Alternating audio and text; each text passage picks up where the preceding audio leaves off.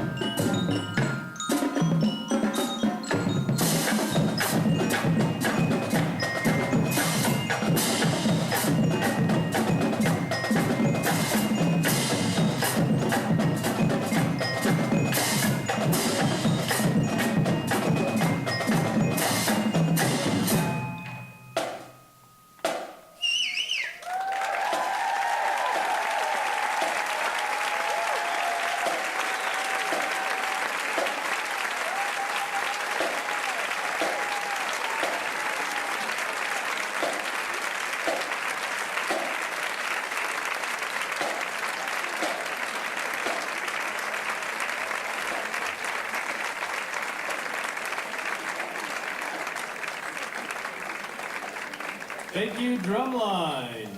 We now invite you onto your feet as the cheerleaders kick off today's festivities with a performance of the White Bear Lake Area High School school song. Lyrics can be found both on your program and on the large screen. Alice, in the way.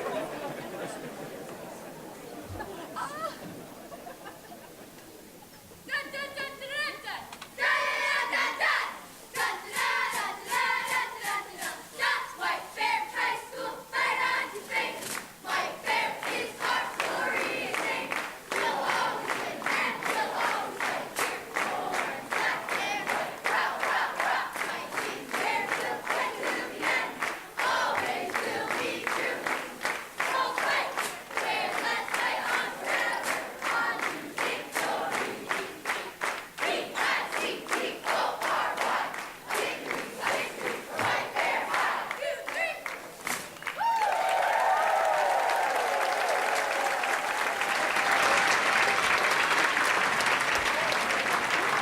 Please remain standing for the national anthem performed by senior Emmy Merrier.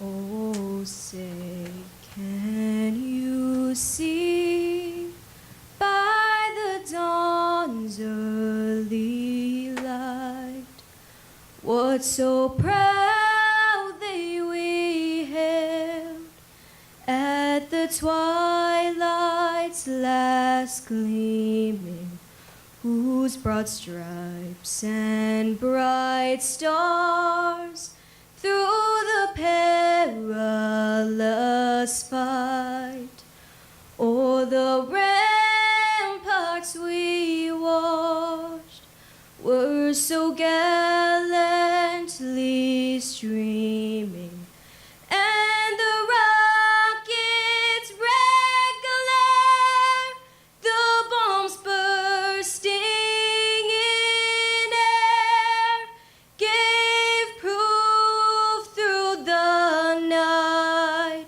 that our flag was still there.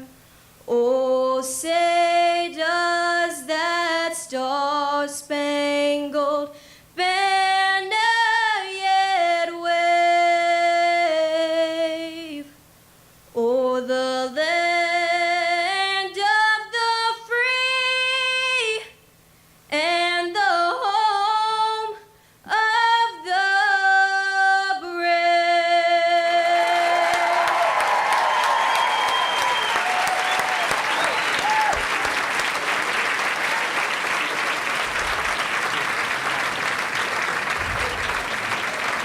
Some of you may recognize Emmy, who first performed for Convocation when she was a Willow Lane Elementary student, and again as a Sunrise Park Middle School student. Thank you, Emmy. We now welcome to the stage Chairperson Don Mullen, who will deliver an address on behalf of the White Bear Lake Area School Board. Welcome, Chair Mullen.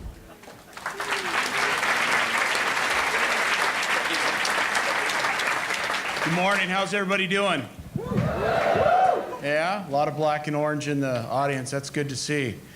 If you guys can bear with me a little bit, I'm fighting a cold, so my voice isn't the best. But what I really would like to do to start this out is I'd like to introduce your school board. And if they would all stand up, please, I would appreciate it. Not with us today because they're on vacation or out is Jessica Allison and Vice Chairman Kim Chapman, but you've got Ellen Fahey, Marge Newmaster, Scott Wilson, and Deb Beloy. So if we can give them a round of applause, I'd appreciate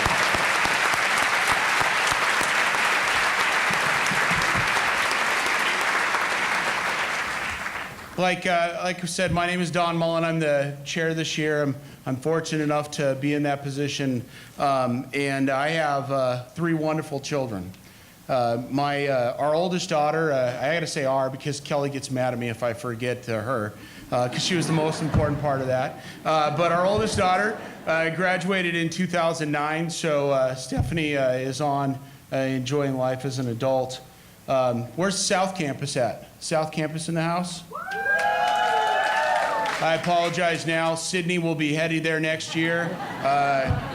She's a good kid. Well, she's not a kid anymore. She's driving, so stay off the sidewalks. What about North Campus? I see North Campus in the front area. Benjamin's heading there, so yeah, there's another apology. Benjamin's not driving yet, so I'll tell you when you can stay off the sidewalks there. But they're both really good kids, and we're very fortunate to have them, and hopefully they're doing what they do the right thing in school. Because if they're anything like me, I apologize, man. It's bad. So, good summer. Everybody had a good summer? Good. I was watching the thing and thinking about the future and focusing on the future. And, one of the things that we can do is we have to remember the future. We got to look at the past. And as I was kind of thinking about today and kind of what to say and how to work this thing through, I started thinking about the past. I started thinking about my first day of kindergarten or first grade when Miss Baker, and you got to remember, listen, I was born in 1972. And so in the 80s when I started, or late 70s when I started school in the first grade, you know, young man, not knowing too much. Miss Baker still had the 50s hairdo. You guys remember that, right? The 50s hairdo. And I remember her telling me very nicely, Donald, it's time for us to learn today. I wasn't always the best student, but I remember those days.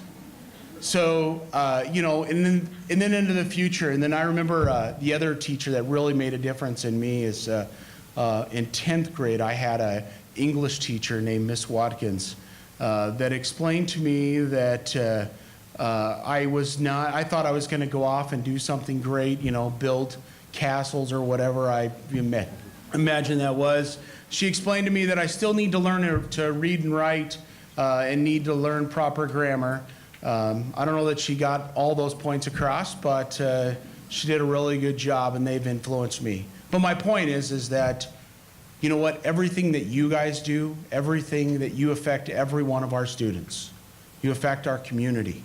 You are the leaders in this community.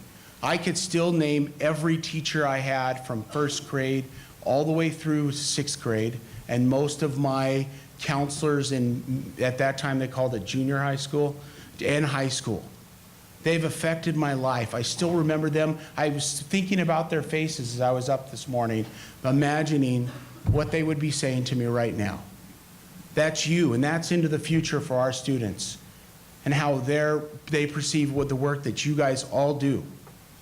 I still remember Mr. Bell, who was the principal at Pinewood Elementary School that I went to. Or Miss Clark, who made that great peanut butter bread that I can never seem to find the recipe for. I remember them like I was just talking to them yesterday. And our students will remember you into all their lives. Now, I'm not trying to put this big old thing onto you guys and make sure. I just want you to know that you're affecting their lives every day.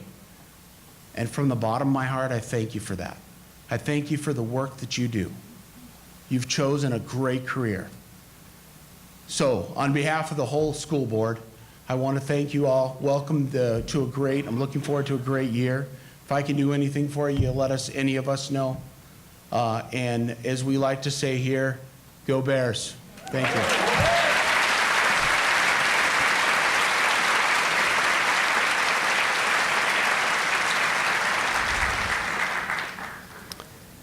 Now, we welcome to the stage the district's 2018 Teacher of the Year, Maggie Clark.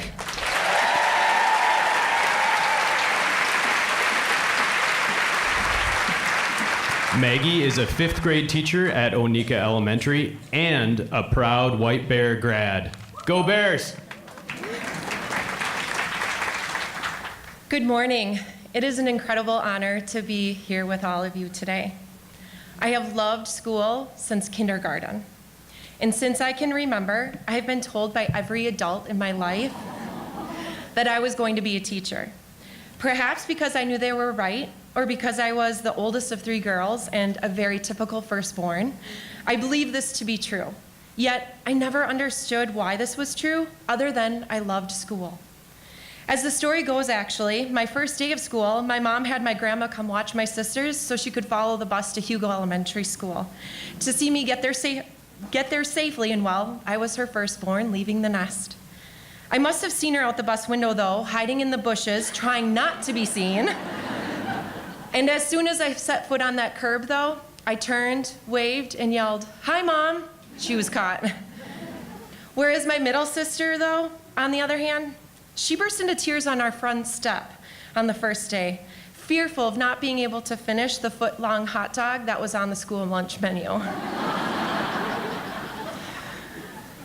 I have the best and the hardest memories growing up in these buildings. Hugo, Central, North, and South.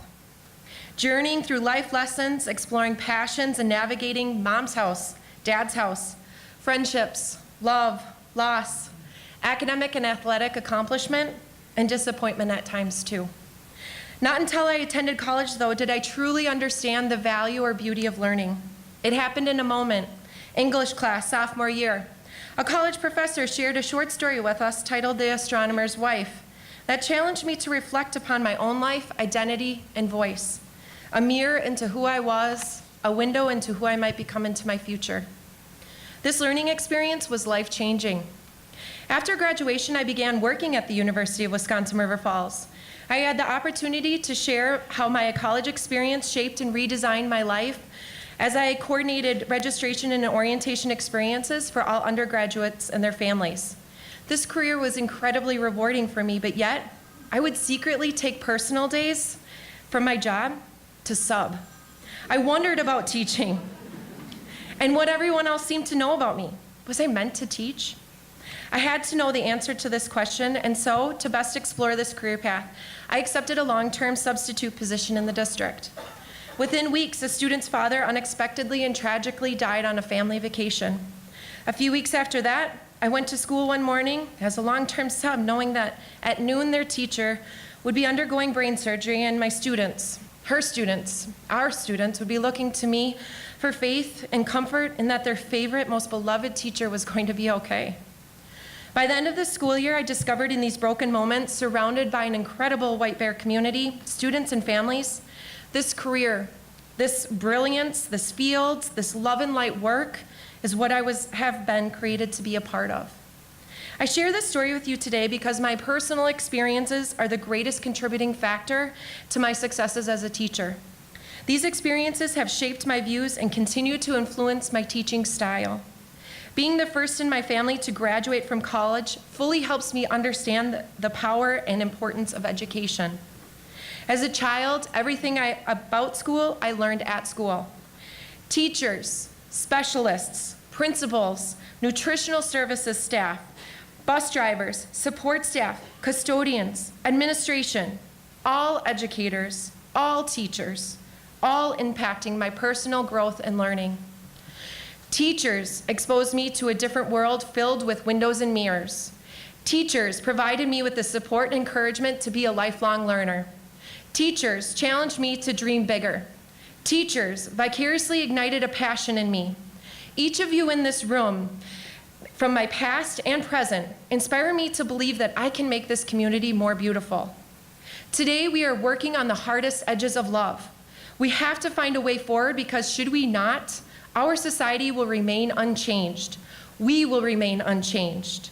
The greatest solution I have discovered and believe in with every bit of who I am is the power of vulnerability. When vulnerability exists in daring schools and classrooms, we are able to create a culture for learners that includes joy, belonging, accountability, grace, empathy, trust, innovation, inquiry, creativity, and learning. Learning is inherently vulnerable, and no significant learning can occur without a significant relationship. Therefore, our students need every one of us in this room to be all in, to create a culture of yes, innovation, and empowerment, to be master educators and learners. We must wear our own learning on our sleeve, recognizing that learning is our job, to breathe a mindset that allows us to be our best, and that also likely means offering ourselves some grace and going home after committing our whole hearts and selves to a day at school to be with our friends and family, to care for ourselves. I promise you, our students would rather have us present in a conversation each day than have us send another email at night or create another worksheet. Our students need us to create relationships where they know they are valued, respected, heard, and belong. We must take the time to learn their stories. Each student must believe they will be forever our favorite. When they push us, we must lean in. And when they really push us, I know you know what I mean, I challenge you to show up to PE with them one day. There's nothing like running the pacer, the mile, playing fastest tagger, or an intense game of Battleship with a kid. Show up when they least expect you to, and I promise you, your relationship with that child will forever be changed. I know we're not supposed to have favorites, but I disagree. By the end of the school year, every child in my classroom has heard me tell them in front of everyone that they will always be my favorite. I write it in their yearbooks so one day in the future, they can look back and know that someone has and will always adore them and believe in them. We are responsible for the future, and our classrooms are examples of the promise the future holds. Our words and our actions should always support, sustain student success. We must work together to create a fair, equal, just, rich, and robust world-class education for every student. We must use our voice to model, inspire, and encourage their voice to be confident, inquisitive, and empowered intellectually, emotionally, and socially. This past school year, I had an opportunity in my classroom to become a vulnerable learner alongside my students as they participated in a nonfiction inquiry study. We let their wonders guide our research and learning. Students independently sought out learning on race relations, refugees, animal rescue, and mental health in children. If I'm honest with you, right in this moment, I panicked as they identified their most pressing wonders and nearly shut the whole unit down as these big questions freaked the heck out of me. I'm no expert and hardly have any answers, but I am a learner, a lifelong learner.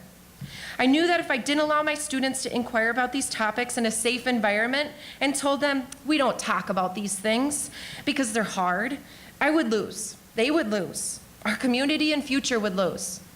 This inquiry led to projects including a letter to the White Bear Press, a bake sale during conferences with donations going to a local animal shelter, resources and information for students and families on mental health, and a podcast. A podcast where students had the opportunity to interview and learn incredible stories from a former leader of Black Lives Matter, the chief of police in White Bear Lake, and a Bosnian refugee. Students began to realize the power of their learning and work and pushed harder. As they began to hear one story after another, they searched for more stories to learn from and share on resilience and opportunity. They wrote letters and sought sponsorships, and in time, they funded and independently created the Real Talk podcast so that they could share their learning with the world.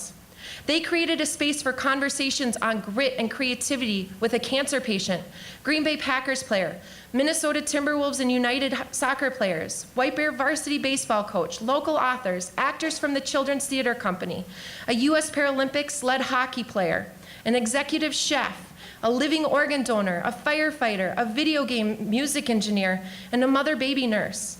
They shared the poetry they authored by one another.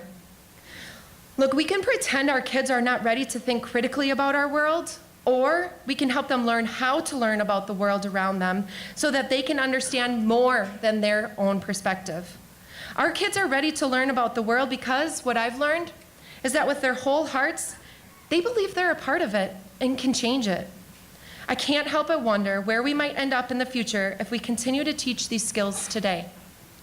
My life's work has now shifted from helping children learn reading, writing, math, social studies, and science to empowering children through learning to change the world. I will focus on the dream and not the obstacle. We have the transformative power to save lives. We have an enduring presence and make a lasting impact. We are not visitors in the lives of students, nor students in ours. We are placed together by design. Every day we are being observed by our students. This year, choose to be exemplary for them and not for the observation or the data. Continue to serve because it is your calling. Serve because it is your purpose. Serve because it is our privilege to serve. And together, we will make the world more beautiful. Thank you for your unwavering commitment to students, one another, public education, and to me. I am forever grateful. Thank you.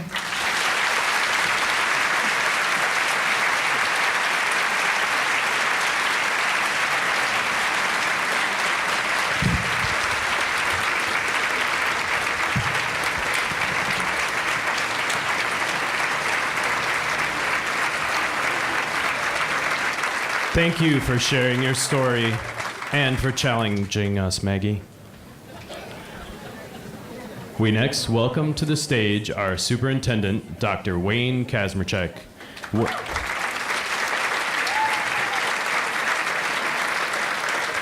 Wayne will outline some of the key ways we are working this year to put our future in focus with strategic plan, facilities, planning, and an idea called the Big Sleuth.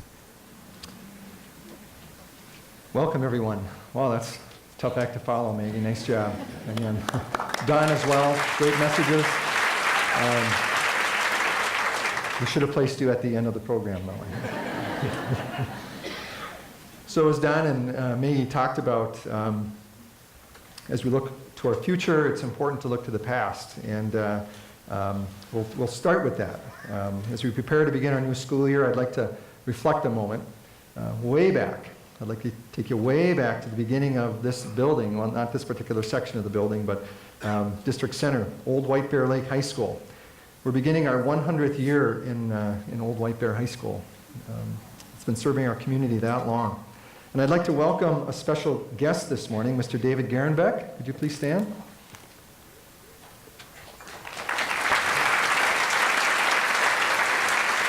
Mr. Garenbeck is a White Bear Lake High School class of 1948 grad, 49, sorry.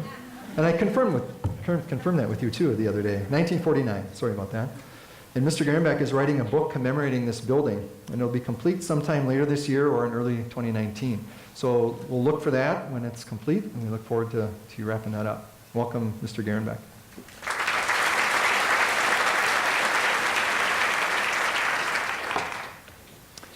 I'd also like to reflect on this past year.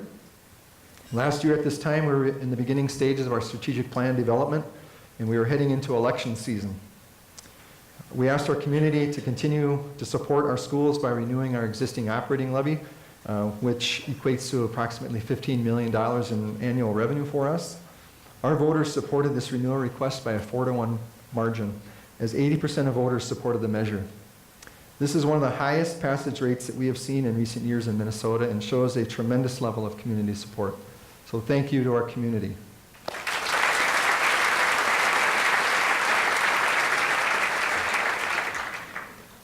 We celebrated the retirement of many of our colleagues. Now, with longevity in mind, would all the employees who have worked for White Bear Lake area schools for 30, or if you're entering your 30th year or longer, could you please stand? There's a few of you out there. Stay standing.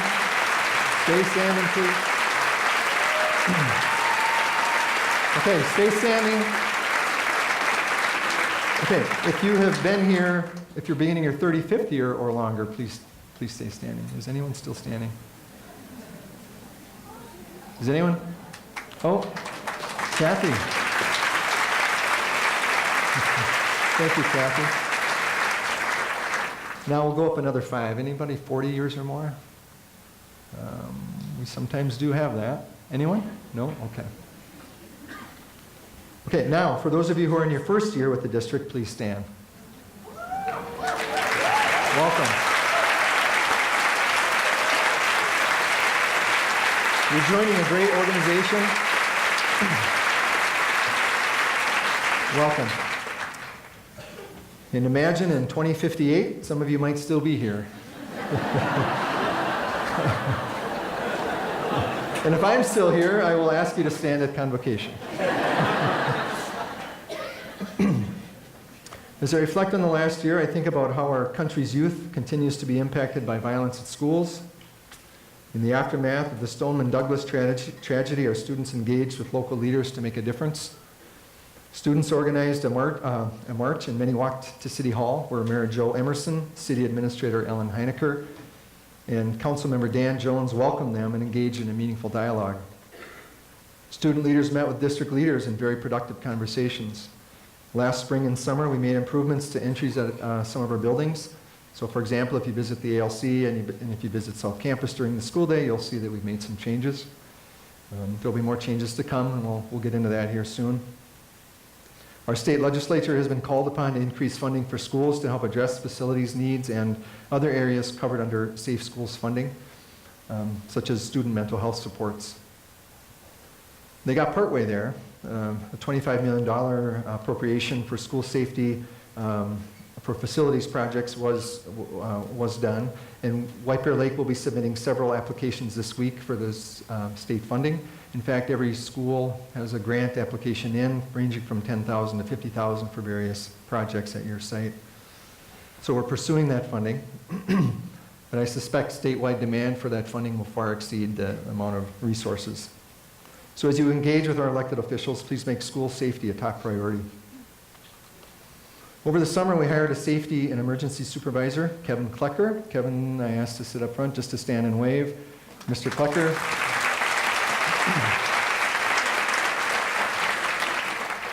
He's got one student at Matoska, is that right? Okay, so welcome.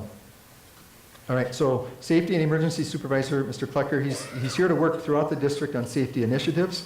Mr. Klecker will be responsible for coordinating the district's emergency preparedness program, leading emergency and safety planning and strategies, and conducting emergency-related training sessions and drills.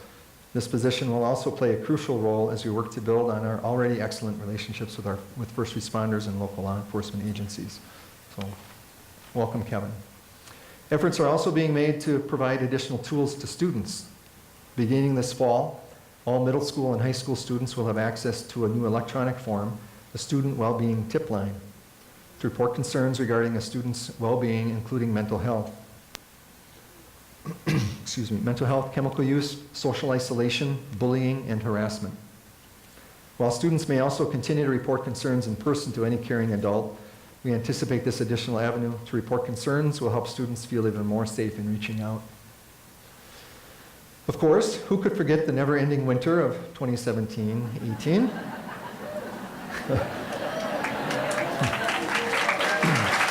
Yep, thank you. Okay, I'm going to go off script for a moment. Marissa's cringing. When I'm in elementary schools, kids ask me what a superintendent does. They have no idea.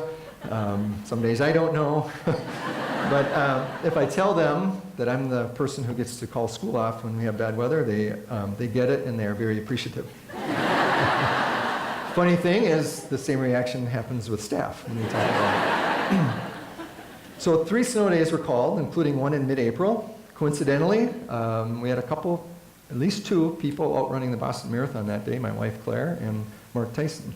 Anyone else? Did I miss anyone? So I actually wasn't even here that day.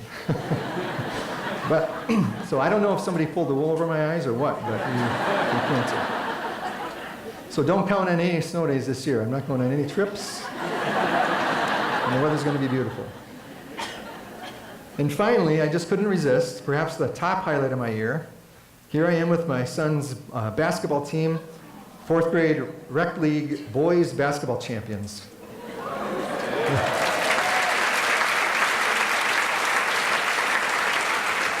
And what a pleasure it was to work directly with students once again. I want to point out my son, because he gets his hair from me. This guy. The curls from me, the color from his mom.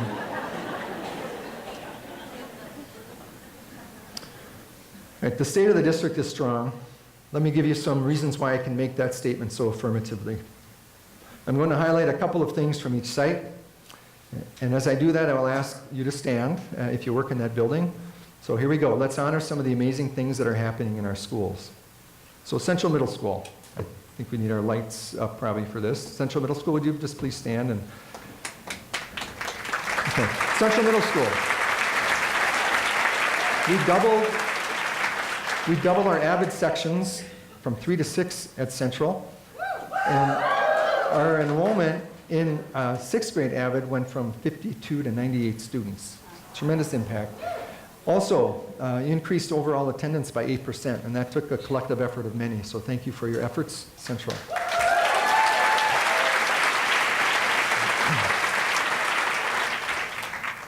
Hugo Elementary, please stand.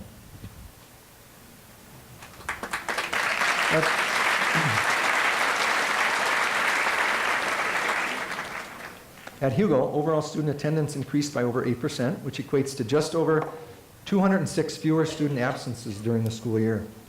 You created engaging activities such as One Book, One School in early October, and had an Olympic-themed readathon during February to tie into real-world events which help students feel more connected to the school. Also, your increase on student attendance impacted student achievement. By the end of the school year, over 80% of the student population at Hugo Elementary were reading at grade level or above. Even more astonishing was the achievement gap results. Hugo's free and reduced population reading map growth surpassed overall student population growth.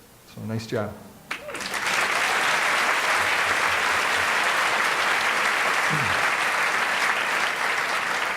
Willow Lane Elementary. Willow holds a student, yep, please stand. Willow holds a student-led youth summit every other week to honor the modeling of the White Bear Lake Area Schools' core values of compassion, integrity, respect, responsibility, and service. You've partnered with more than 80 community members as reading buddies to support their students. And you have a new playground, an environmental community garden, and outdoor learning space for students to learn. Thank you for all you do, Willow.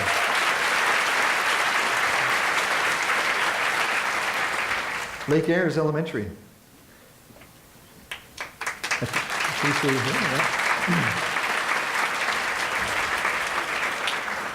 As part of Lake Ayres Bear Power Initiative's physical education teacher, Nancy Krochek, whose name I saw on the board, I believe, earlier in Maggie's presentation, coordinated a family fun night supported by our local White Bear Lake business, Saputo.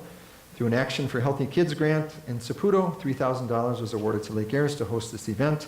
And with the proceeds, Lake Ayres was able to purchase indoor and outdoor games, climbing wall accessories, and other equipment to support healthy activities for their students and school community. And last year, Lake Ayres had the theme of Go for the Gold, Lake Ayres Olympic Village. Lake Ayres has a strong school community where all students, parents, and staff work together to reach their potential. Thank you all at Lake Ayres.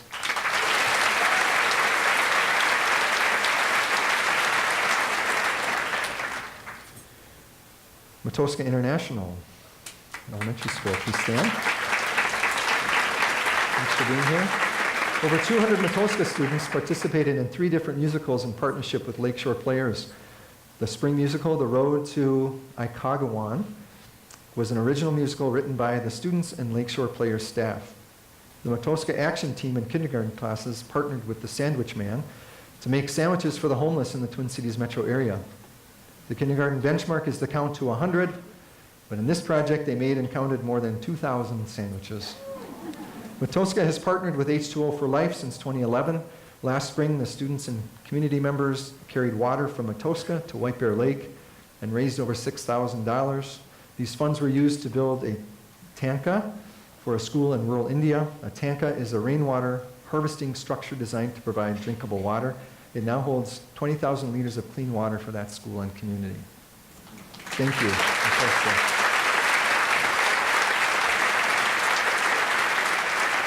Sunrise Park Middle School. Sorry, coming in. Thanks for being here. So Sunrise developed and implemented a school-wide advisory program to focus on building relationships and teaching social and emotional skills. And also, Dr. Pierre has worked with her staff to recognize that there are many leaders at Sunrise. An effort is being made to create conditions so that staff members have the ability to lead and influence Sunrise Park Middle School. So hats off, Sunrise.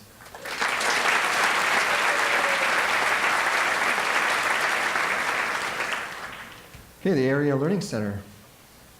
Some of you are here. There you are.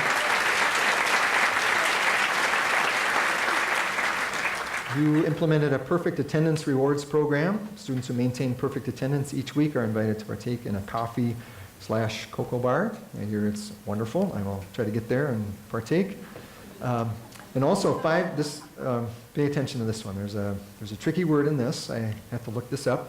5 students earned confined space and HAZWOPER construction certificates as part of their school day, and they got paid for it. So HAZWOPER, Hazardous Waste Operations and Emergency Response Standard. Easily the coolest word you're going to hear today. So, thank you.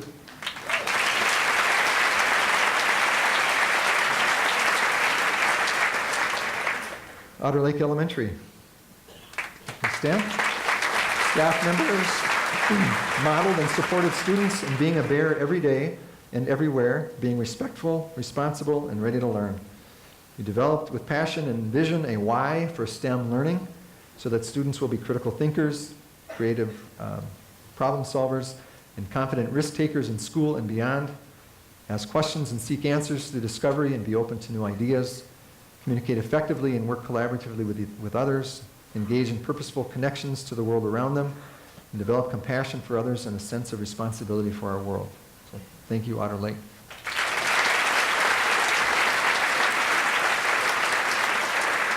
White Bear Lake Area High School, South Campus. A bunch of you here. Thanks for being here. The entire staff worked with students around service to others. Two examples of this are a food drive and partnering with Casa de Esperanza. Last year, the Student Council donated approximately 18,000 pounds of food and over $6,500 to the White Bear Area Emergency Food Shelf. And Casa de Esperanza is a local and national organization that supports families, primarily Latino families, who have experienced domestic violence. Also, he provided opportunities and support around post-secondary readiness for students, the work around equal opportunity schools, where about 80% of our students have enrolled in a college credit-bearing course. They're also implementing AVID WICR strategies, building wide. WICR stands for Writing, Inquiry, Collaboration, Organization, and Reading. WICR's pretty cool, but it doesn't beat Haswalker, but that's pretty cool. Okay, thank you, South Campus. The White Bear Lake Area High School North Campus. With the shirts, love the shirts. So you focused on amplifying student voice with the creation of 3 student leadership groups, the Justice League, Latinas Unidas, and Change Equals Opportunity, to add to the already strong legacy of student leadership demonstrated by ambassadors and student council. Also, you established new traditions around school-wide events like student and staff bear bingo and advisory Olympics. So thank you, North Campus.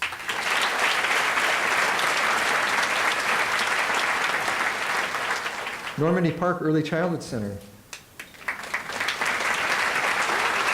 Thank you for being here. Leaders there wanted to highlight, when I asked for highlights, they wanted to make sure that they highlighted the inspiring and collaborative work of preschool and kindergarten teachers who are working to learn more about each other's work, to align the rigor and developmental expectations, and to support one another's engagement of families in their children's learning and growth. Also, the innovation and responsiveness that happens when we empower early learning providers that are passionate about helping families. One teacher and 2 psychologists developed and facilitated twice-monthly evening parent groups for parents of children with special needs, creating a forum to learn and grow with those that can best understand, empathize, and support one another. Thank you for your efforts with our littlest learners.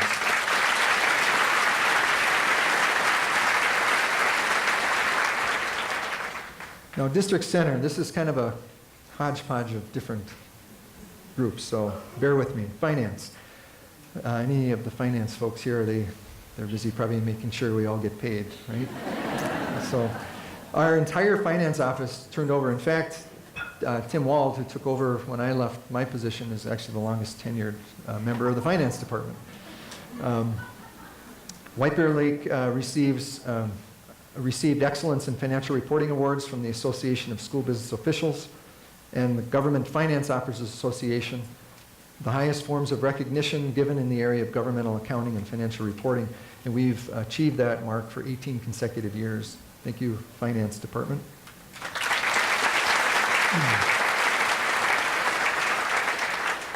Communications, the Communications Department, there's only 2 of you. Several publications and videos were recognized for excellence. I just have a couple of them here. They were recognized for excellence at the state and national level. Our activities calendar, which it's new, hot off the press. You should have gotten one in the last week or so. Our annual update, Bears Bulletin, which is a new publication that's with our Community Services and Rec catalog, so look for that. It's a new addition to how we're communicating with our families. And then the What's in a Name video that helped you learn how to say my last name is also recognized. Thank you, Communications Department. Okay, our transportation folks, and anyone associated with our transportation, our student transportation, would you please stand?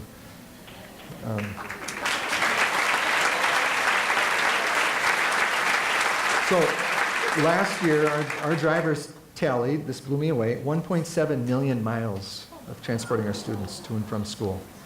So thank you for all you do. Buildings and grounds.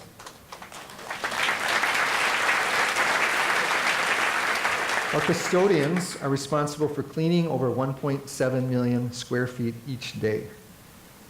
And each custodian cleans the equivalent of 15 average-sized homes every shift. So thank you, all you folks.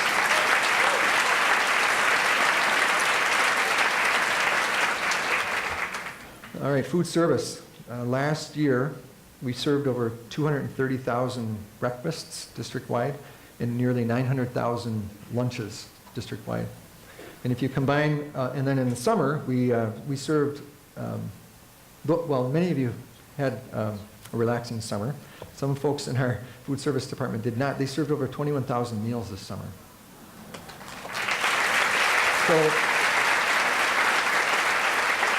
So in total, we served 1.13 million meals. Bridget has committed that she's going to get up to that 1.7 million mark like the other couple of departments. But we'll see if we can do that. Human resources, any human resources folks here? We have, in any given year, we have about 2,300 or 2,400 total applicants for positions in the district. And we're expected to exceed those figures this year. Also, last year we had 350 new hires, and we're already up to about 110 for this year. So we have a busy human resources department. Thank you for all you do, human resources.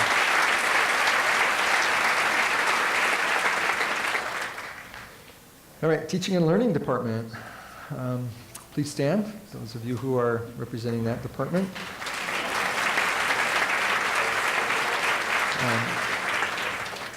When I asked them to highlight a few things, they organized this as pre-K, elementary, middle, and high school. The pre-K one has been mentioned with the Normandy Park, their work as well, where we're collaborating between early childhood educators and kindergarten teachers.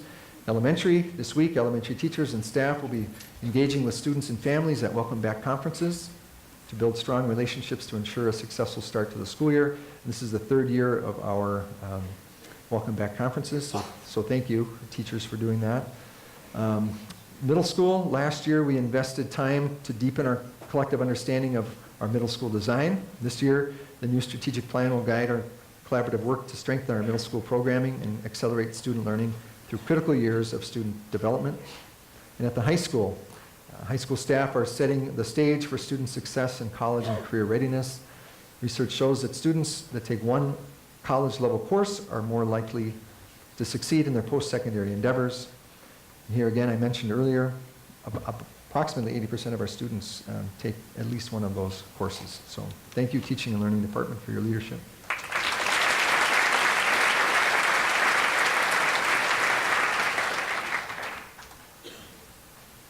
So thank you for bearing with me. I think it's important that we recognize all the great work that's going on. And when we talk about our school district, that's a great place to be. It's because of all of you. So this is like intermission. This is we're halfway there to getting all the facilities. So thank you for bearing with me. Community services and recreation.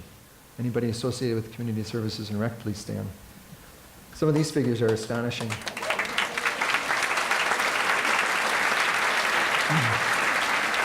So our rec program, over 3,000 participants each year in our rec program. With middle school sports, over 700 participants. So with volunteers, volunteer coaches, part-time staff, and participants are combined, the grand total exceeds 4,000 people. So thank you. Rec program, out of school time, extended day, flex, and bare fundamentals. Participation continues to increase there. We ended last year with over 1,100 students participating. We reached a new record high of 528 students being served this summer in out-of-school time programs. Adult rec, we host many Bear Power family and community events throughout the year. Now mark your calendars for the annual Homecoming Walk Run on October 6th. Here are a few of the items that have been given away in previous years. There's no cost.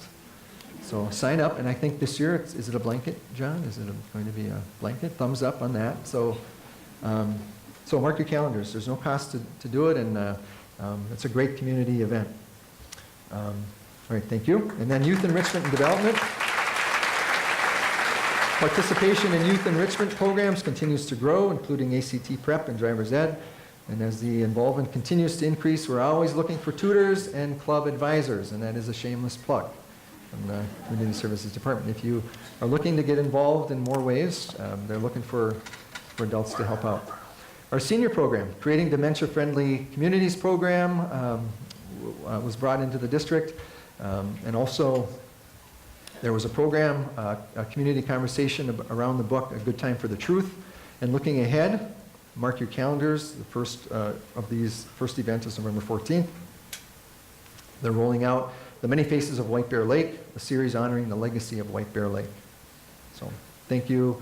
Community Services and Recreation. That department encompasses a broad array of programs. So thank you all.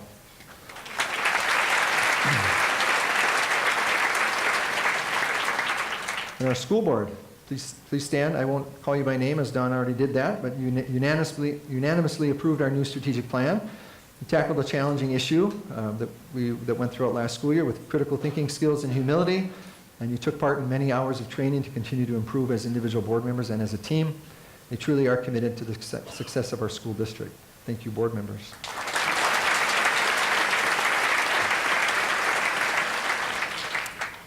All right, Birch Lake Elementary, please stand.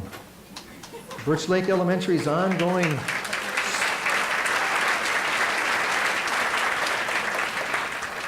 Birch Lake Elementary's ongoing school-wide focus on social, emotional learning for all and the core values of compassion, integrity, and respect has raised the level of positive engagement throughout the school. Building this positive school culture has allowed students and staff to increasingly realize their unique talents and abilities, making a contribution back to strengthening the school community. Thank you, Birch Lake.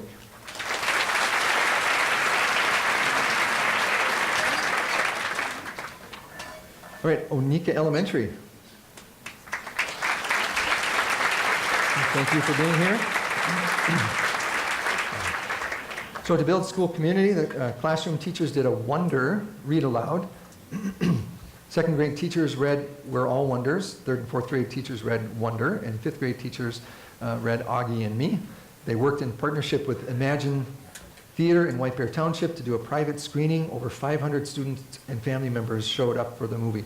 And if you haven't seen it, I suggest you see it. It was a real tearjerker, very moving. So thank you for coordinating that.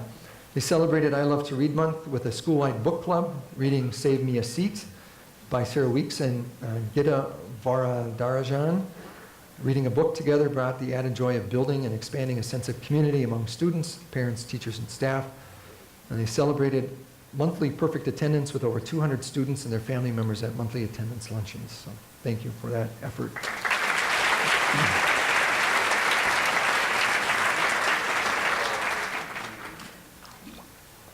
Transition Education Center.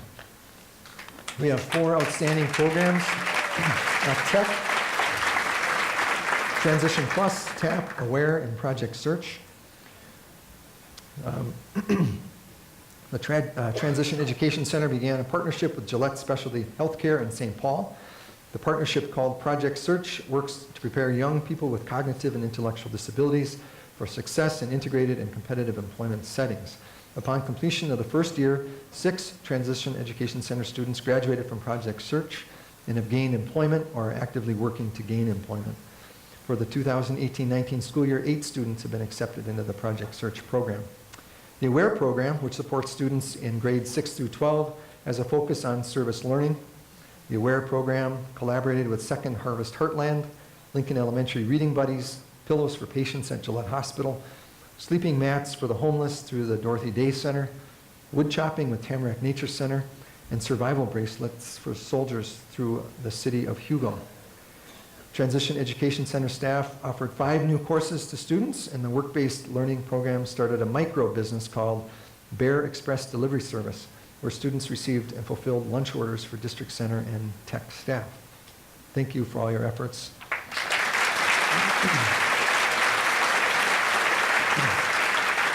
Okay, Lincoln Elementary.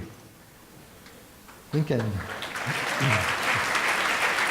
students, staff, and parents contributed over 1,500 hours of service to the local community through our Hug a Heart program last school year.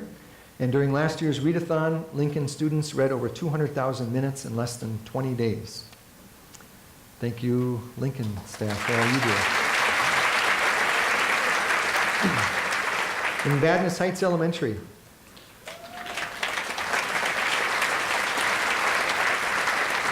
licensed staff continued our focus, building professional development on race and white awareness. The staff took part in a book read, A Good Time for the Truth, which resulted in rich discussions and new learning. Vadnais Heights Elementary staff participated and supported an after-school run club with staff volunteering their time and talents to work with over 40% of our student population.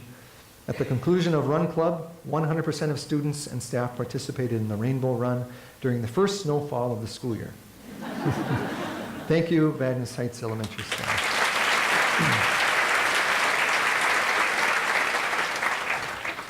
So, as you can see, there are a lot of great things happening throughout the district, thanks to all of you who make this such a wonderful place for our students.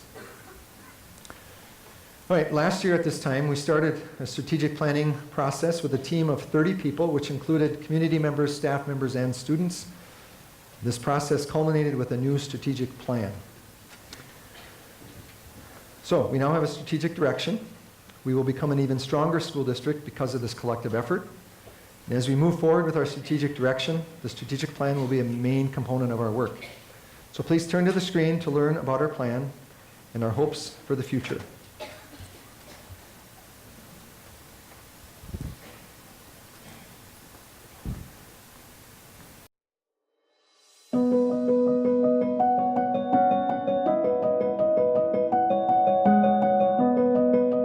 I think our goal as a district and as a community is to set up our children for success. The hope is that White Bear can be on the forefront of creating the best citizens, the best potential employees for our businesses, and that students feel good and proud of the education that they received. Strong schools help a community become stronger. A school district has a strategic plan so that the direction that we go reflects the wishes of the community.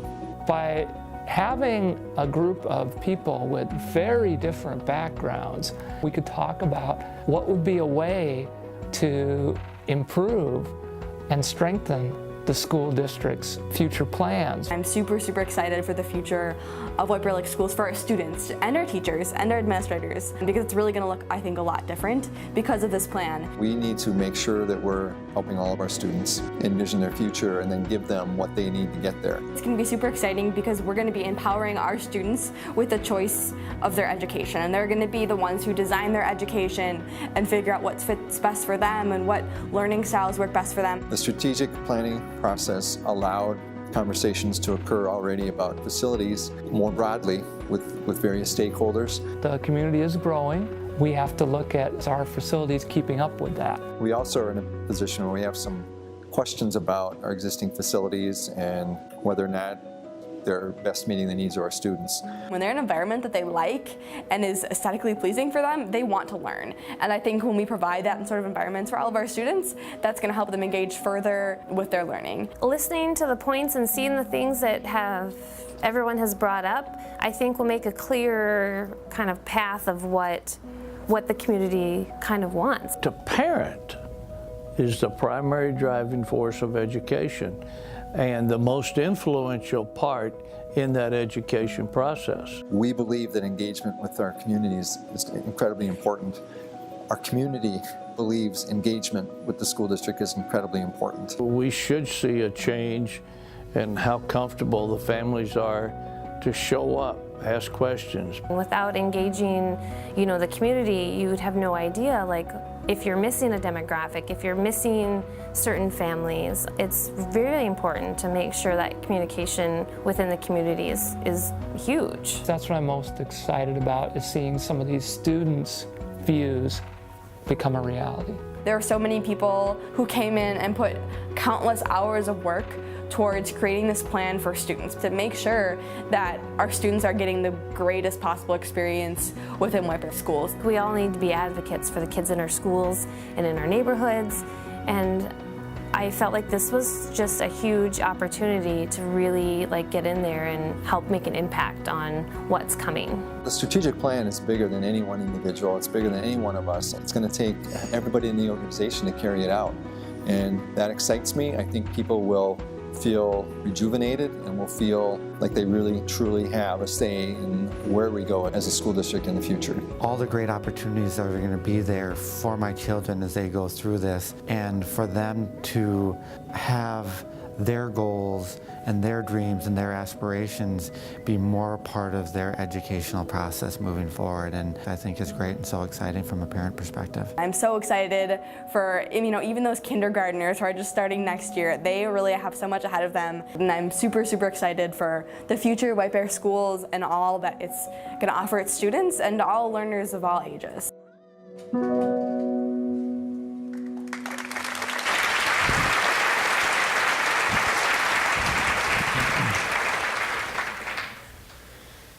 So, as you can see, the plan thus far has been built with a variety of people, more than 200 to be exact. And I'd like to recognize those who have been part of putting our future in focus. So, is anyone here, or I know some of you are here, members of the 30-person planning team? Could you stand up and stay standing, please? Several of you are here. Please stay standing. We have community members on this team as well. Next, many of you took part on an action team, so if you were part of an action team, could you please stand? We have many staff members get involved that way. Thank you. And then just a week ago, we invited building leaders to come in and train with Dr. Cook, the person we worked with to develop our plan. Could you please stand if you were here working on preparing for at the building level to carry out our strategic plan.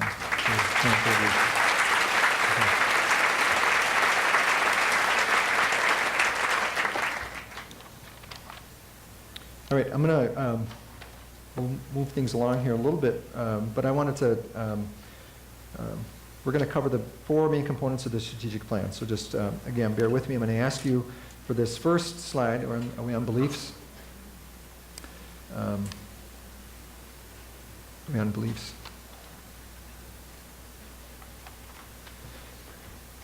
Okay, can you read those?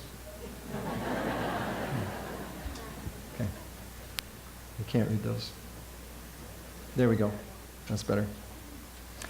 All right, I would ask you with just an elbow partner, would you take a look at these belief statements and just talk with a partner as to which belief here speaks to you most strongly. Just take about a minute to do that, 30 seconds each or so.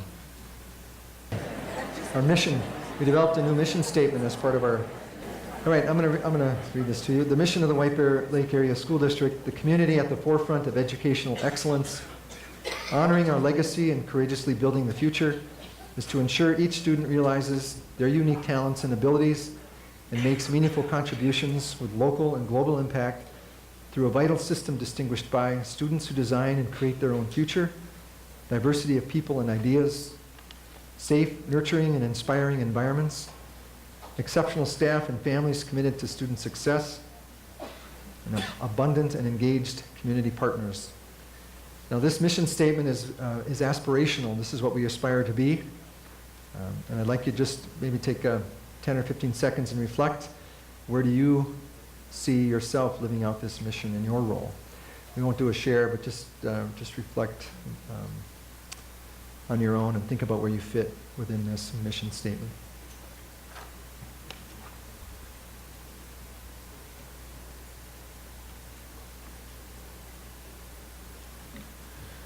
All right, next are objectives. So these, if you would please read the objectives again with a partner. What are some examples you've seen of colleagues carrying out these objectives by serving all students? So think of a colleague who is carrying out one of these objectives. You have a brief conversation with a partner. And then next are strategies. So I'm gonna read through these. So as I'm doing that, I want you to think about which strategy are you most excited to see implemented. So which strategy are you most excited to see implemented? We will ensure that each student is a primary agent in their learning. We will provide expanding access to a broad range of opportunities for all students. We will foster community engagement and partnerships. We will build organizational capacity. We will embrace all cultures with humility and respect. We will ensure learning environments enhance students' educational experience. We will engage families as partners in the education of their children. And we will ensure the social and emotional growth of our students. So again, as you think about those strategies, which are you most excited about? Just share briefly with your partner. There's a lot here. You're probably excited about more than one of them. So specific actions, in fact, they total about a little over, it's over 50, I think 53. Specific actions were developed by teams organized around these 8 strategies. So if you were on an action team, you were part of one of those strategies in the development of those action steps. So over the course of the next 3 to 5 years, we will be implementing actions within each strategy that will help us achieve our mission and carry out our objectives. I'm going to talk a little bit later about how you will be asked to be involved in the implementation of our new strategic plan. All right, last year at this time, I shared with you that our enrollment had been increasing and that it was projected to continue to increase. At that time, we did not know our opening enrollment for the 2017-18 school year. So take a look at this 8-year enrollment trend. I'll point out a couple of things. All right, so we're on the upswing, and in particular, take a look at last year. Can you easily see that? So do you see the number at the bottom, right? 4%. Our enrollment grew, our opening enrollment grew by 4% from the previous school year to last school year.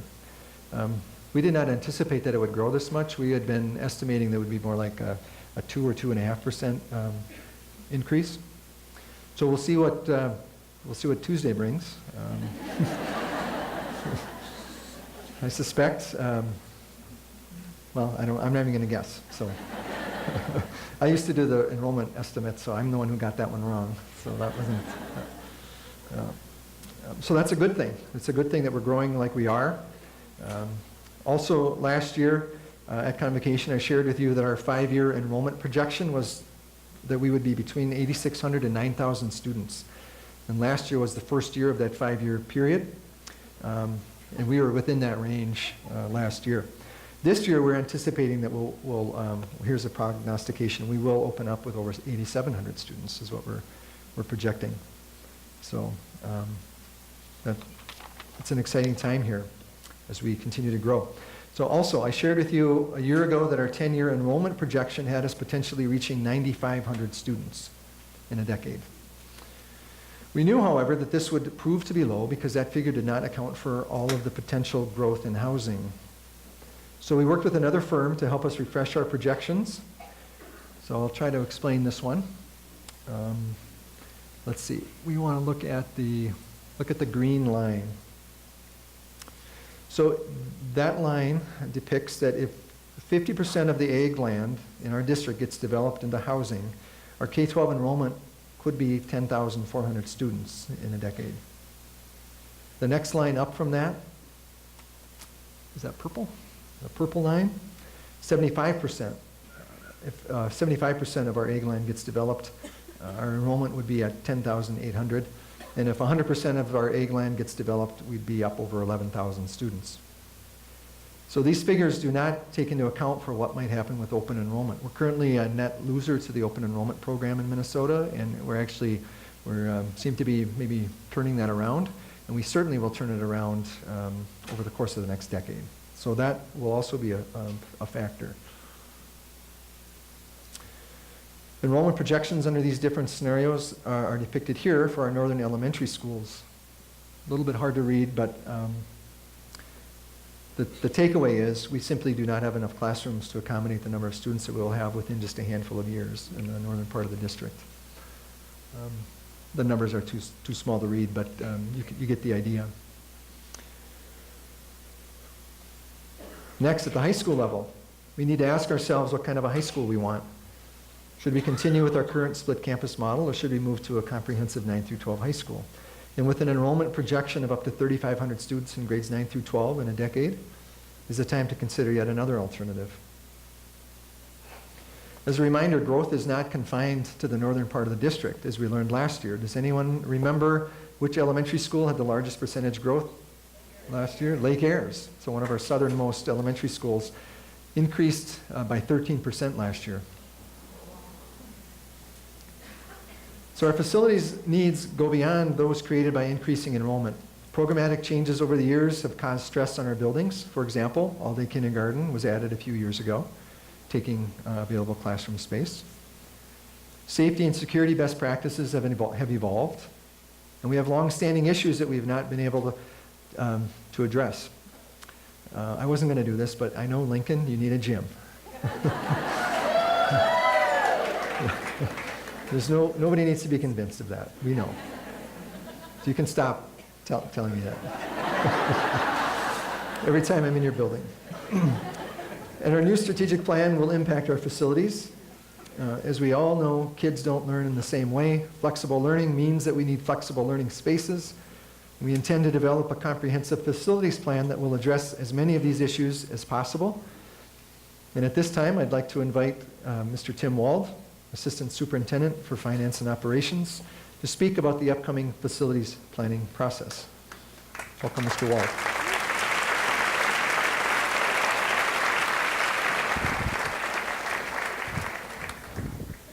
Just going to make a note, add a gym at Lincoln. That hasn't come up before.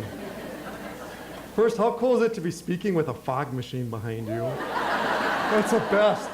Why do we not get one of those at South Campus? I'm sure Don will have one by morning. Dr. Kazmierczak just shared some really compelling numbers with us, and so when he talked about open enrollment, families who move into our district have a lot of options. There's good private school options. There's great public school options around us. People have good options, and we need to capture students who move into our school district. And so being prepared with ample and adequate learning spaces is going to be critical to our future and the implementation of some really important strategies in our strategic plan. One of our strategic plan teams was charged with developing action steps for Strategy 6. Terry Dahlem, Onika Elementary Principal, led a group of 30 staff and community members in our district who talked about what that would look like, and they set some action steps in place to assure that our strategic plan addresses facilities. And so we're beginning that work in earnest, but there's some questions. How will we meet how will we address our growing enrollment? How will we address the vision of our strategic plan, and will our facilities be in the right place to make sure that we can fulfill those? How do we engage our staff and community? How can all of you have an opportunity to get involved in this process? First, behind the scenes. The comprehensive facilities process has been gearing up for about a year and a half now, and we've completed some important data gathering to make sure we're ready for this process. We completed a two-phase demographic study like Dr. Kazmierczak just explained, and yes, it confirmed there's a lot of students on the way. Especially when we looked at the second phase of that demographic study that looked at housing starts on the north end of our district. One of those developments has 700 homes going in over the next several years, so there's going to be a lot of students coming. We looked at the physical, completed a physical analysis of all of our facilities, and I'm going to go through all 17 of them right now. Sorry, Dr. Kazmierczak. But that's just looking at the bones of the building, and what we learned in that facilities analysis is that our sites are in pretty good shape. They're old, and some of them need some work, some need more work than others. We're going to continue to invest in roofs and windows and HVAC. All of these things need to continue to progress with or without a facilities plan. And so we have a 10-year maintenance plan in place, and we'll be working on some of those projects. Right now, we're finishing up a site capacity analysis. How many kids can each of our sites host? And so as we start to look at where our students are coming from and what our attendance areas are, we need to know what our buildings are capable of holding. And then as we look at fulfilling our strategic plan, that might require us to adjust that facility analysis, because more collaborative spaces will eat up some of our instructional space. So we'll continue to work on that plan. So we've been collecting data. Where do we go from here? So we're planning for the facilities that will serve our community for the next 20 years, and you heard the numbers. We run the biggest food service program in the area. We run the largest transportation. We have the most square footage of facilities. We're responsible for a lot, and our facilities have a lot of pressure on them. And the facilities that we plan are going to serve this community for the next 20, 30 years. Those new teachers in 2058, these are the facilities they're going to be in. So let's talk about what that process will look like. We've been working to collect the necessary data. We'll share those with 3 committees that will be formed this fall. I'll tell you more about each of those committees in a minute, but committees will start working in October, and their charge will be to identify what our needs are. When we start looking at needs, that might be the easiest part of the discussion, because needs bring people together. We can all rally around what our needs are. When we start putting solutions to those needs, things can get a little bit trickier. But our intent will be, these committees will start working in October, and they'll report to our facilities planning or steering committee, who will prepare the information they prepared to present to the board in January. The committees will reconvene in February and March, and they'll start to develop the solutions to prepare and finalize a proposal for a master plan. That's when we'll engage our staff and our community in a much broader level at that point to start giving feedback on the proposals as it starts to take shape. Our ultimate goal, best case scenario, is we'll be bringing a master facilities plan to the school board by spring of this school year. So I said there'll be three committees formed this fall. The first of these committees, we can go to the next slide, this is your first opportunity to get involved with these committees. First one is related to educational programming. That'll look at grade configuration. Dr. Kazmierczak talked about our high school. We'll take a close look at that. We'll look at programming. What are the unique needs at each of our sites? The technology, will our facilities be adaptable to new technologies? And then looking at equity between our sites, modernizing our facilities, and branding. Second committee will look at needs beyond the school day. This group will look at our athletics, activities, fine arts spaces, extended day, community partnerships, broader community spaces. We use our sites beyond the school day, as does our community, so it's important that stakeholders are engaged in this process. And then the final committee will look at physical conditions. We've been working on analyzing the bones of our sites, and so we have a good feel for what work needs to be done. We want to make sure that we ensure safety for our students and our staff, that our air quality, that we're confident in our air quality. We have some older mechanical systems that we're going to need to upgrade. Need a new Haswapper or a Wicker or something like that. Site capacity, grade configuration, all those things will be handled by that third committee. So the timeline for it. At tonight's school board session, we will present the community engagement plan to the board. And at September 10th school board meeting, they'll be asked to commission the 3 committees. As soon as that happens, we're going to create a sign-up opportunity for staff and community members. We're going to be creating these 3 committees with about 30 people on each committee. By 2 weeks to sign up for the committees or to apply to be on the committees, we want to make sure that we have really broad representation and that not just one special interest is represented, but that broadly the stakeholders who use our facilities are represented. October 1st, committees will be selected and they'll begin working October 9th, meeting twice a month until through December. Again, they'll report. The needs assessment will be reported to the board in January. Then we'll bring committees back together, and there may be opportunity for more involvement at that time. And those committees, again, will start looking at solutions, putting that master plan together, and have it ready for the board in the spring. So that's the work ahead of us this year.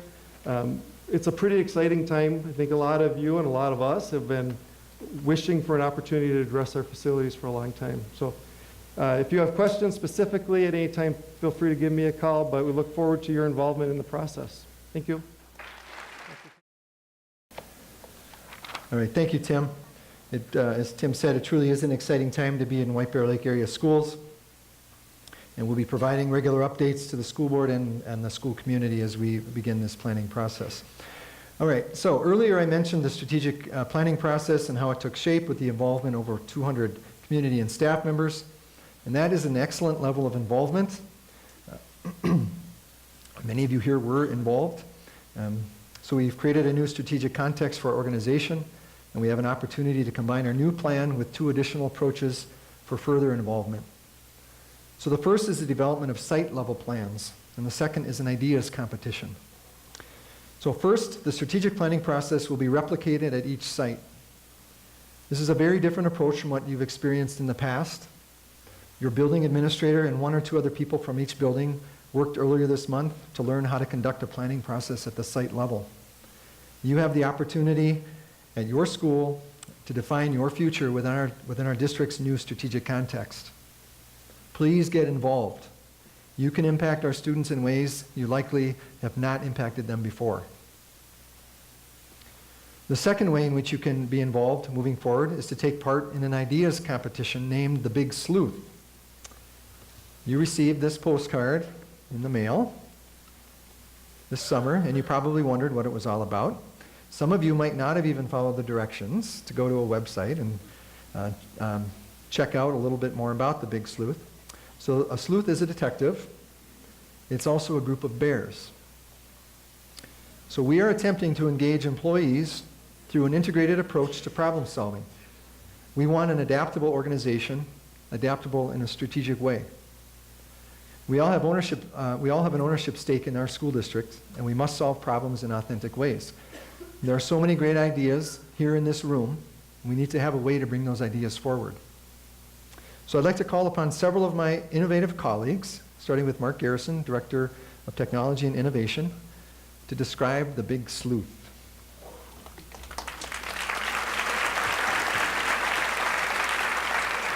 Thanks, Mark. Thanks. Hey! So, as both Wayne and Tim mentioned, over 200 people have been involved in this process so far, and we really have a visionary strategic plan. And it's not just us who are saying that. People from outside our district who have looked at our plan have really called it visionary. And with the facilities planning that Tim mentioned, even more people are going to be involved in the process. The momentum behind these plans and the commitment to seeing them through make this a really, really exciting time to be a bear. But still, we know we have to engage more voices if we're going to keep White Bear Lake area schools at the forefront of educational excellence. Plus, as Steve Jobs noted, we know that we get better when we engage all of the brain power in this room in making decisions. We also know that organizations like the White Bear Lake area schools are perfectly designed to achieve the outcomes that we produce. So if we want to change our outcomes, we first have to build on our strengths and accept Maggie's challenge to really double down on the things we're good at as educators. We also know that we have to change some of our structures, and that's what's called for in this strategic plan. To think of and share great ideas, to explore and applaud the ideas of others, and to design new ways of thinking. With our bold strategic direction, there is really no limit to what we can accomplish. So as Wayne mentioned, we are building on our strategic plan by giving you all a way to bring your idea to a strategic level. Through this process, we will authentically engage more voices in decision making and provide a structure to elevate great ideas. That structure is the Big Sleuth. And we know it's a little bit of a culture shift here. And so before we tell you a lot more about the Big Sleuth, I want to bring my colleague and friend David Lamwers up here to just kind of get us in the right mindset for, well, sleuthing.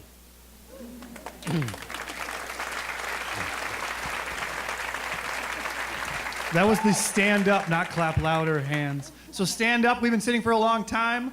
We're going to do a little dance I like to call the sleuth to get our minds and bodies engaged in this process. It's pretty simple. We've had a few practices. So one move is just to raise your hand. Can you do that? Note I didn't go this way. All right? Then you're going to be raising both hands in kind of a R. And then you're going to be raising the other hand in just quietly. Then this one was the most difficult one in practice. We're just going to tap our foot after we do the hands. Kicking doesn't work. All right?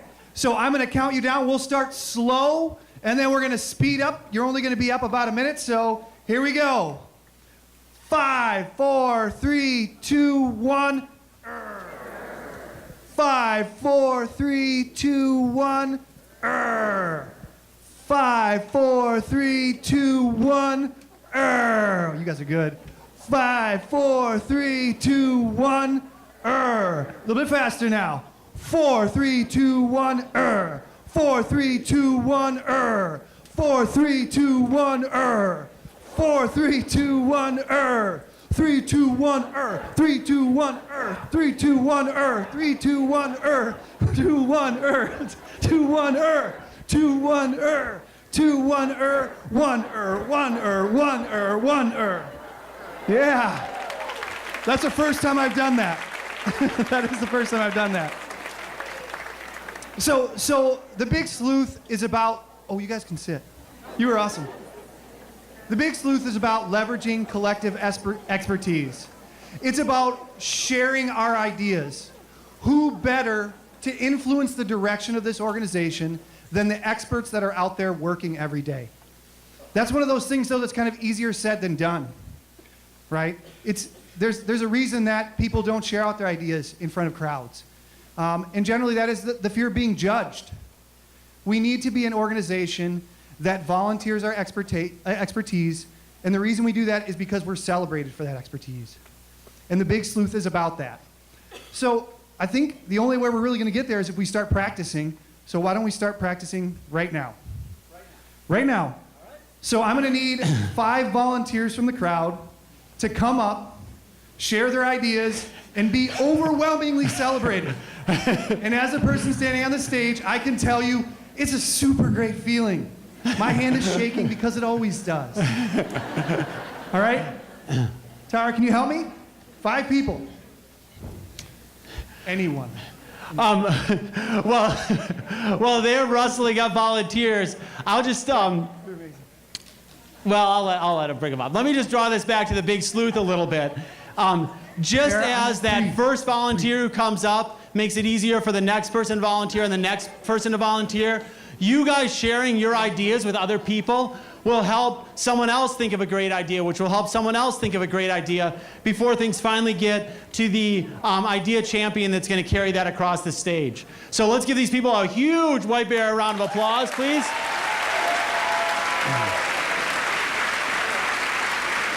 Excellent, thanks. Thanks a lot. So this process requires really supportive colleagues who want to lift up good ideas.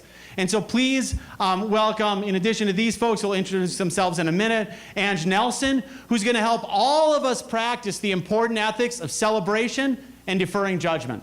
Ange? Oh, well, thank you, Mark. First, I'd like to give a shout out to my North Campus family out there. And before we get started on this activity, we're going to have everyone introduce themselves and just give a shout out to their building. I get to start? Hi, I'm Carrie Trosky, Lincoln and Community Services.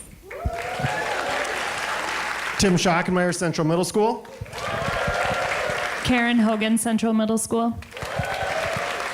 Jonathan Lucknick, Birch Lake Elementary. Jenny Storhaug, also Birch Lake. Thanks. All right, we're going to run through a pretty fast activity where each person's going to be asked to identify 5 specific things, and we need your help. So after each thing, you're going to count and clap once. So for example, Mark, could Ange. you name 5 trees? I could. Okay. Oh, right now. Okay, birch. 1, Pine. 2, Oak. 3, Maple. 4, Family. 5. Woo! And then the big celebration. All right, so are our volunteers ready? Oh, yeah. Oh, I need to give you the mic. Oh. You want me first? I guess, sure. Yeah, okay, there you go. All right, so can you please name 5 states? Yes. Arizona. 1, Minnesota. 2, Missouri. 3, Alaska. Hawaii. All right. 5 restaurants. Ooh. Applebee's. 1, Cup and Cone. Caribou. Punch Pizza. 4, Washington Square. 5. Woo! Good job. All right, the next is 5 books you personally have read. Oh, I'm the worst at titles. We'll support you. Okay, either way. Children of Blood and Bone. 1, The Power of One. 2, A Good Time for the Truth. 3, I read a history of Frederick Bonhoeffer. And the Bible. 5. Woo! Good job. Good job. All right, Mr. Schockenmeyer, 5 cereals. 5 cereals. Trix, 1, Lucky Charms, Rice Krispies, Cocoa Puffs, Raisin Bran. 5. Woo! All right. And last but not least, could you please give us 5 personal core values you live out every day? I'm going to ask the audience to do this one with me. Right? Okay. Compassion. 1, Responsibility. 2, Respect. 3, Integrity. Integrity. 4, Service. 5. Woo! Good job. Good job, everybody. All right. So, can I just ask you guys, we'll take just a quick pause, but what did you notice as you were rattling some things off? What did you notice? You don't want to go? Here, say it. It got harder, like, when I got to I read 40 books this summer, and I had to say the Bible, because I forgot, like, everything. So that's a great point, because when it became a little more personal, you maybe were a little nervous to say 50 Shades of Grey, right? In front of your colleagues. Yeah. And that's normal. We would expect, we're nervous to be judged by our colleagues, so thank you for being honest. Did you notice anything else? I noticed when Jonathan did restaurants, he kind of stayed in the area. Like he got to Punch Pizza and just kind of went around there. So it's all good. So we like to categorize, and it makes us feel comfortable, right? Because it's a little nervous when we think we might be judged by our peers. So we're going to do one more quick round. Great. One more quick round. Same order? Yep, same Okay. order. So here are the rules for round 2. There's no right answer, and we're going to go as fast as we can because we're literally running out of time. So 5 made-up toys about to hit the market. As fast as you can. There's no right answer. There's no right answer. I can't. No right answer. Construction Armstrong. 1. Thinking of my kids. 2.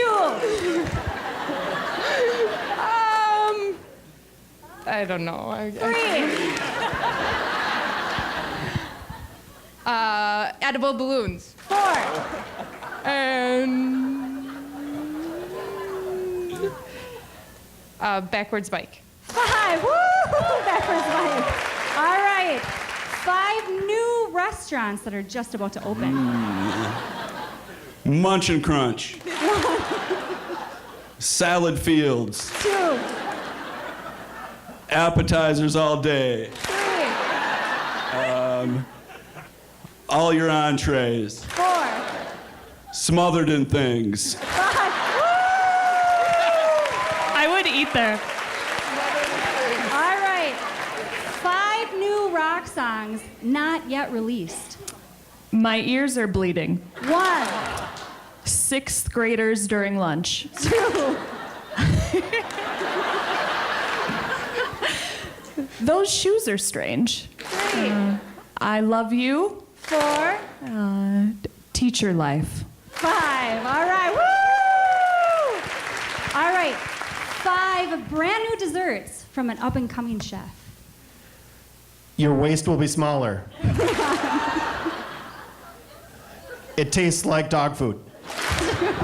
Scraps. 3.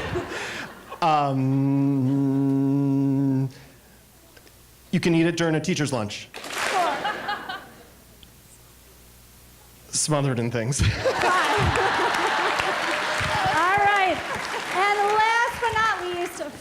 5 newly discovered desert islands.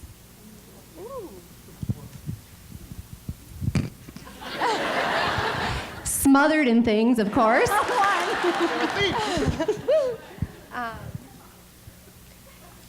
Chalk Island. 2.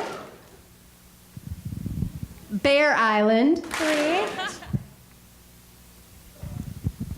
Sleuth Island. 4. Celebration Island. 5. Woo! All right. That's great. And what did you notice? What made this round a titch harder? Because really there was one rule and it was no right answers. You could have said anything, we would have cheered. So why was it so hard? You were making stuff up.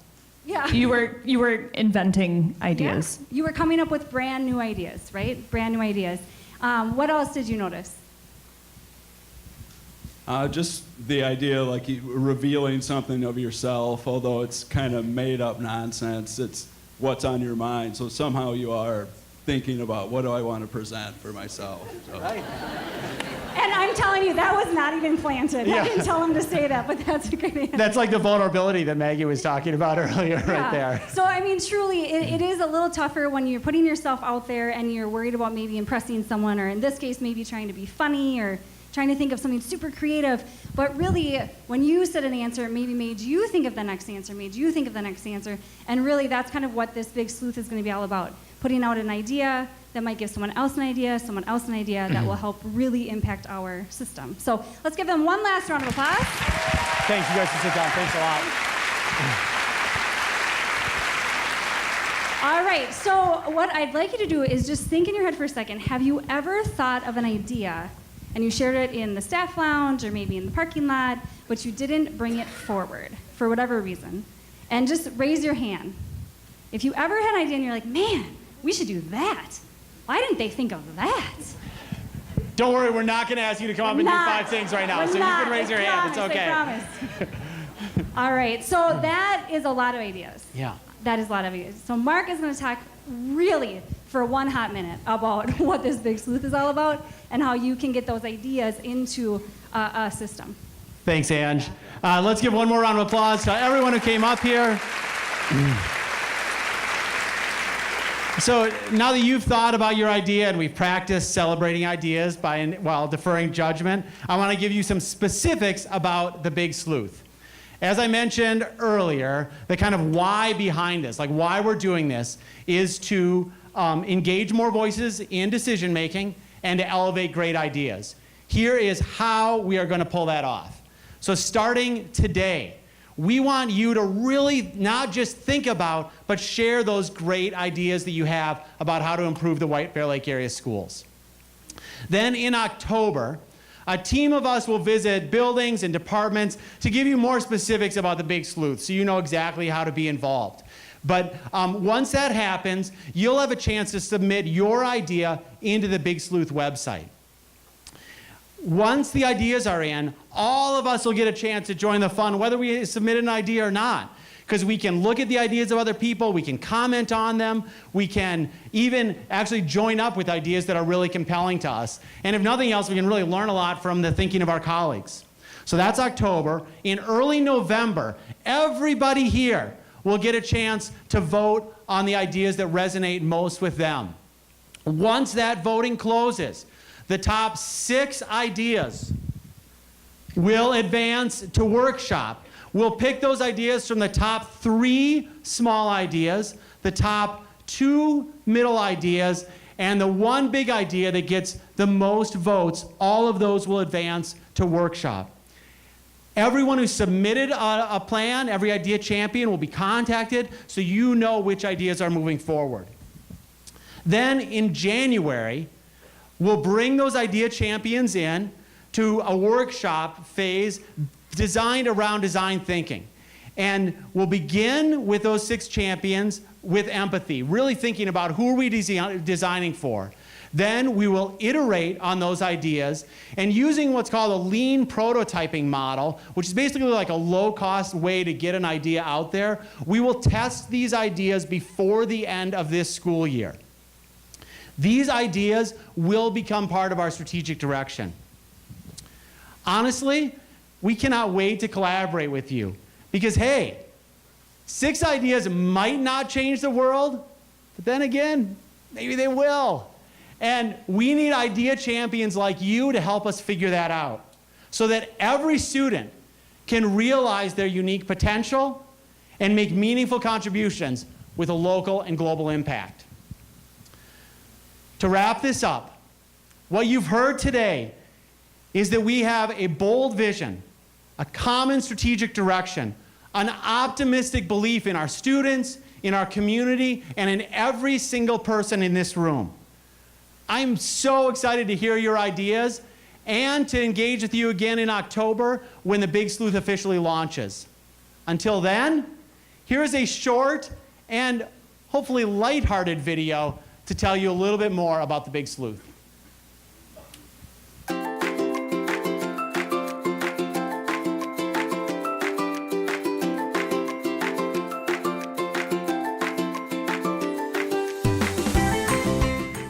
What a year.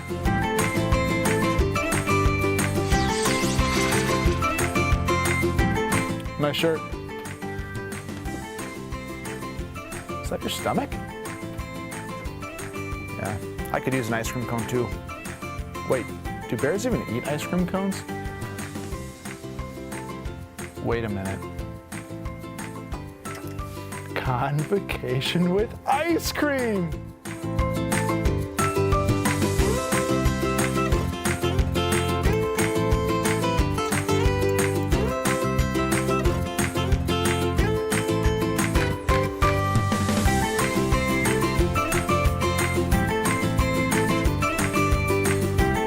Have you voted on any ideas yet? Did you see the ice cream idea? I'm definitely voting for that.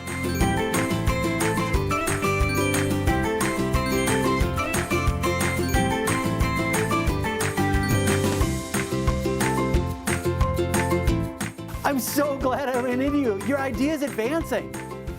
Boom!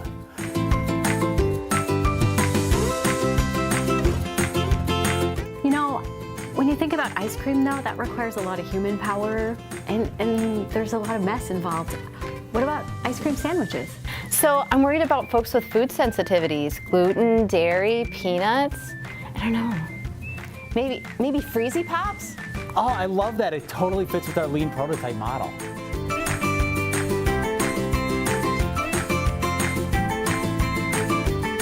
Go Bears!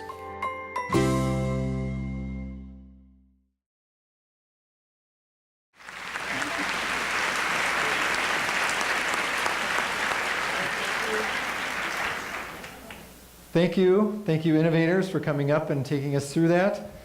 We are committed to your ideas. We're committed to the process that was laid out here. The only way this will work is if you submit ideas. So please take part in the Big Sleuth when we launch that coming up in October. To conclude, I'd like to thank you all for your time and attention this morning. This truly is a great time to be part of White Bear Lake Area Schools. Dr. K, what about the freezies? For real? Thank you, May. Yes. As you can see, we are even committed to making good on this one small idea that came up today, freezies at Convocation. So as you leave today, under the arch, make sure you grab a freezie and enjoy your day. Enjoy this hot weather day. It'll be a little cooler this week. But thank you all for being here. And all together now. Oh. Go Bears! Thank you for attending the 2018 opening Convocation event. Special thanks to all those who made today's event possible. For those of you who had a District Bear logo rather than the pod, don't forget to bring your program to the homecoming tent outside and choose your t-shirt. And for everyone else, freezies!